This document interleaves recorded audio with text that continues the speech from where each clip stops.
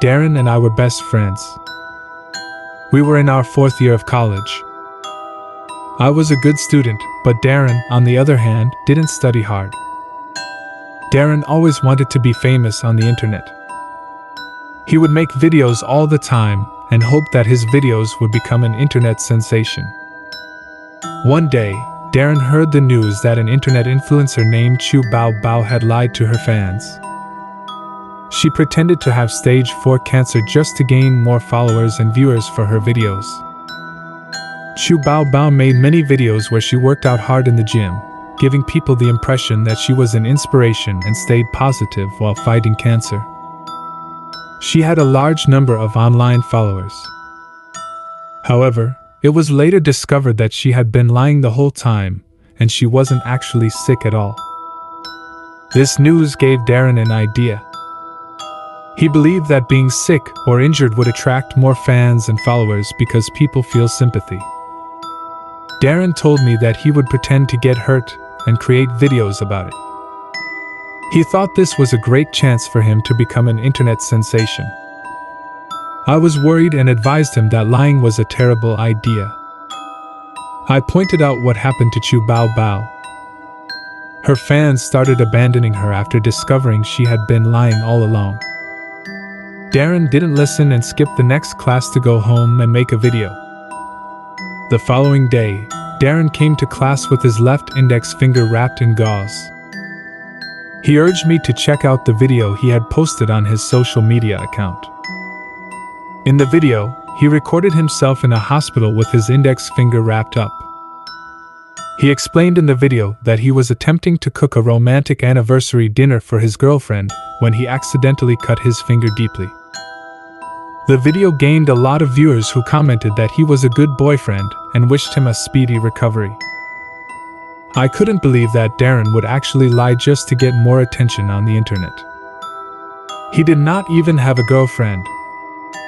I looked at his finger wrapped in gauze and said, "So you pretended to have your finger cut by a knife just to get more views? That's lying. I can't believe the hospital admitted you so you could film such a fake video." Darren's response sent a shiver down my spine. He said, "I didn't pretend to be hurt. I actually cut my finger with a knife and went to the hospital to get it treated." Then he burst into laughter and walked away. I thought he was joking about what he said. The next day, Darren came to class using a crutch and had a plaster cast on his right leg. He told me to watch his video on social media. This time, he was inside an ambulance, recording himself. He seemed to be in pain, and he began explaining that he climbed a tree to help a baby bird that had fallen from its nest, but unfortunately, he fell and broke his right leg. In the next scene, he was in the hospital, recording himself with the plaster cast on his right leg. This video attracted even more views and comments. I couldn't believe how Darren managed to film the fake video inside an ambulance and a hospital room. I thought Darren was taking things too far and told him he should stop doing this. I explained to him that lying to fans and followers was a really bad idea.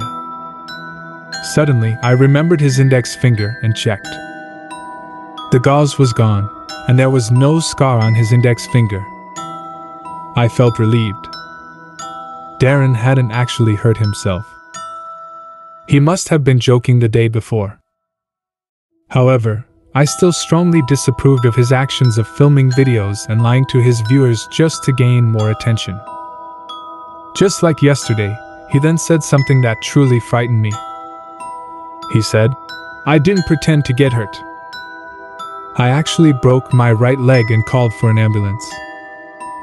Once again, he burst into laughter and walked away. His words sent a shiver down my spine, and I couldn't help but think that his joke was not funny at all. The next day, I went to Darren's apartment to get some study materials from him. When I reached the building, I met a security guard at the entrance.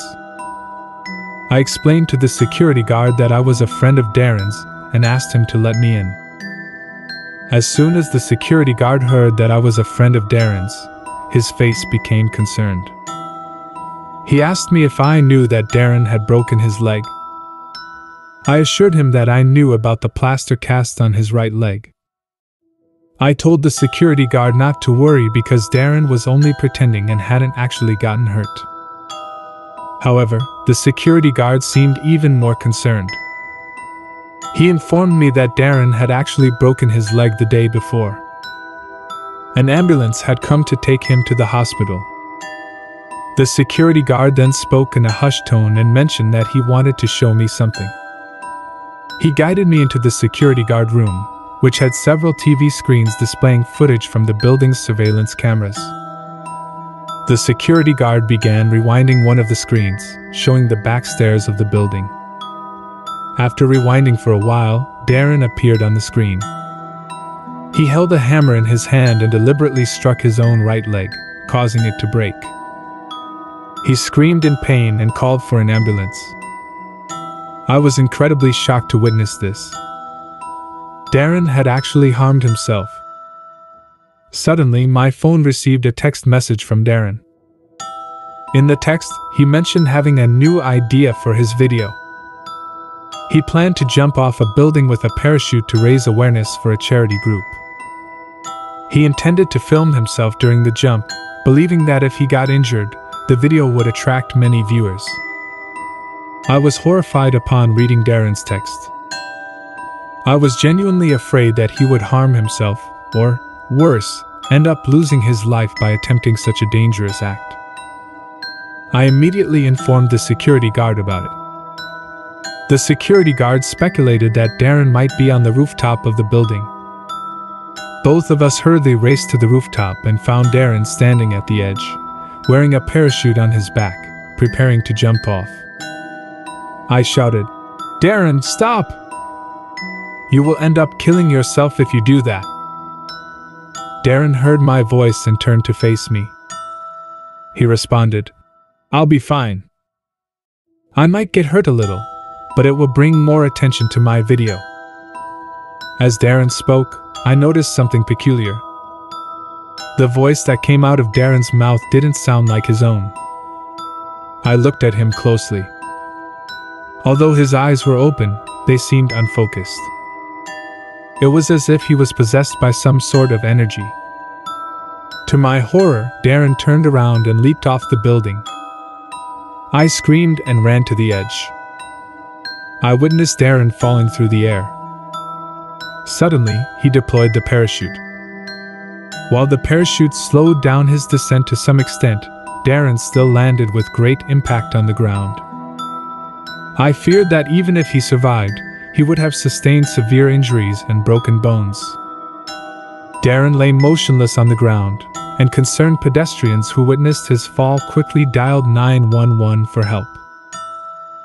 Just as I was about to rush down the building to assess the extent of Darren's injuries, I suddenly noticed that the security guard who had been with me the whole time remained motionless, not making a single move.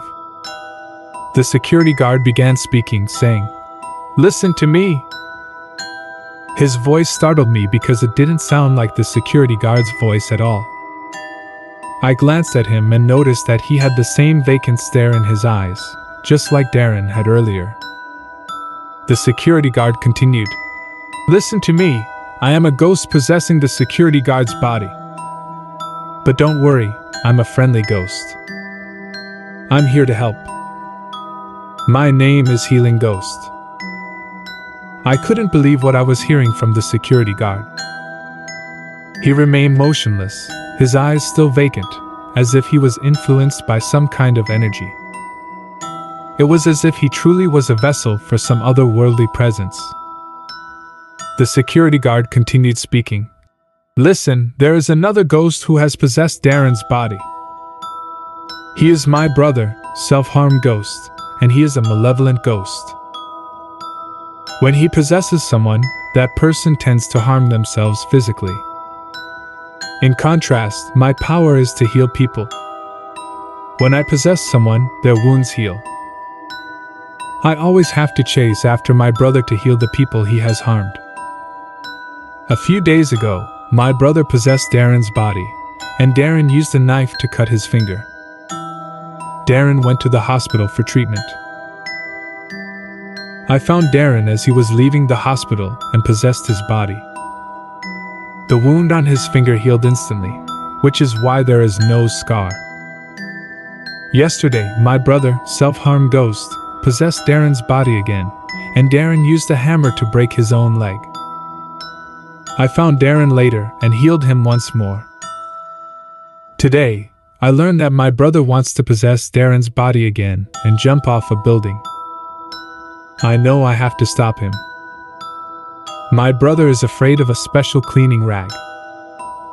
Whenever it is near him, he feels pain and leaves immediately.